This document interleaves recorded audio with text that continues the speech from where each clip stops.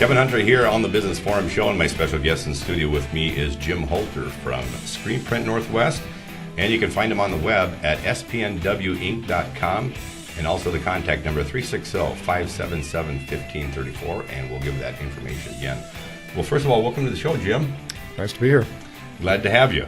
So let's talk a little bit about your business. Why don't you start by telling our listeners when your organization started and then what got you started in screen printing? Well, the business started in 1977. Mm-hmm. At that time, it was under different ownership. What got us into the business was my wife. She had been in the industry since 1977, or 73, excuse me. And after 1980, we decided it was time for her to maybe start looking for her own business. Mm-hmm. And at that point, we knew about Screen Print Northwest. It was a company that we'd done business with. It was a viable company, and we ended up buying some shares in the business, and then after 1984, we purchased the business outright. Well, there's a lot of different directions that people can go in, and when you're looking at Screen Print Northwest and when you guys decided to buy it, what was it in particular that stood out about this organization for you? Well, at that point, it was just a small operation. They had good equipment at that point. They were reliable, and they were easy to work with. The two previous owners were somebody that we felt we could do business with, Mm-hmm. and so that's pretty much why we ended up going with this business. So tell me a little bit about your passion in screen printing in particular, because if you've been doing this since your wife since 73 and yourself since 77, what's kind of the driving passion that's kept you in this business? You know, I really like to make customers happy. Mm-hmm. That's my main goal. I enjoy seeing the expressions on their faces when they have a product that they enjoy and that they see. For me, that's probably the one thing that keeps me motivated at doing it. I enjoy working with some of the people that we do. We work with a lot of the fire departments and police departments and things like that, and that's real gratifying. Mm-hmm. To know that you're actually doing something that's appreciated. One of the things I wanted to ask you, because with a business that's been around as long as yours has, you've been through some very interesting economic times as well, with the economy going up and down and all that sort of thing. What do you think has attributed towards not only survival but the success of your business? Being flexible. Like I say, being able to adjust with the times, being able to recognize that things are changing, to be able to put things in place that will keep your business going. Not necessarily go out and buy all the best new technology available to get you going, but to make those commitments to things that will keep your business going. Sometimes those extra frills and bells and whistles cost you. Over the years, I've seen a lot of businesses go out and they look real classy as they're going out of business. Looking good in failure. Looking good, yes. Yeah. Let's talk a little bit about the internet competition, because many markets have been hit with this. Many different types of businesses have been hit with this. And particularly in your area with screen printing, with people being able to order and buy things online, how have you weathered the competition of the internet?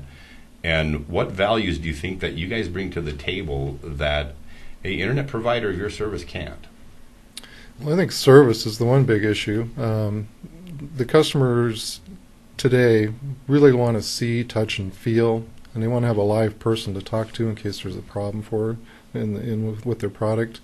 They don't get those same services from the online companies. A lot of the product, sometimes if it comes in wrong, they'll bring it to us and want us to correct the situation, but now that it's already printed, there's not a whole lot you can do with it. And you make the suggestion to return it to them and return it to the person that produced it. And of course, there's nobody to return it to or to talk to. And if there are, it's very hard to communicate with them and get those issues resolved. And most people, when they order stuff, there's a reason they order it. They need it now. There's an event or something like that. So it's always after the fact. Mm-hmm. So at that point, it becomes an issue where the internet business didn't do them very well. The other thing is people have a perception that they're getting a better price. Mm-hmm. In most cases that we follow through with, we seem to always be right in the same price range or always end up being a little bit cheaper. What people don't understand is in those internet prices, all the setup charges and things like that are built into the cost. Plus you have the shipping and freight. Not being able to talk to somebody is another big issue.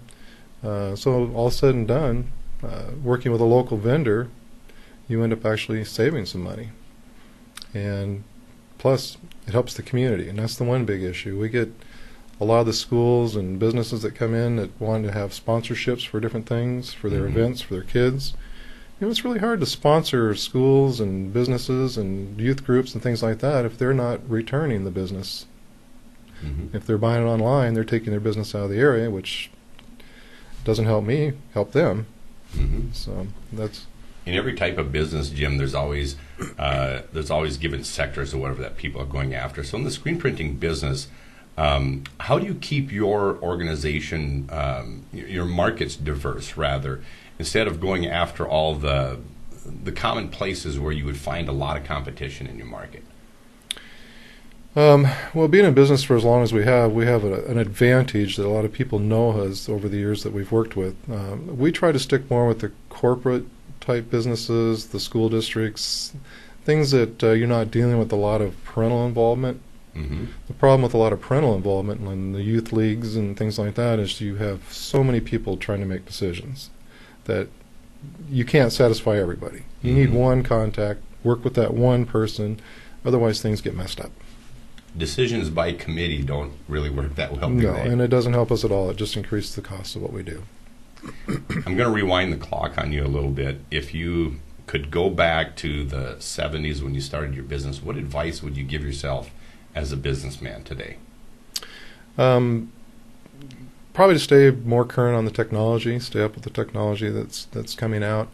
We currently are maybe a little behind the curve as far as technology goes, but it's not a bad thing because a lot of the technology is good, but it's not quite to the level of what the customers expect yet. Right. For longevity and wearability of the product. So one of the things that you talked about a little bit, and we're just about out of time here, is that some people in the markets that you're in don't promote necessarily when times are good, but when times are tough, that's when they come in. That's what you're seeing? That's normally what we see, that most of the businesses, when things are starting to get a little bad, they will tend to advertise a little more. When things are good, they don't advertise.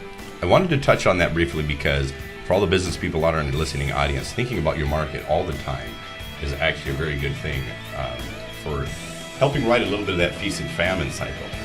Kevin Hunter here on the Business Forum Show. My guest is Jim Holter. You can find him on the web at spnwinc.com.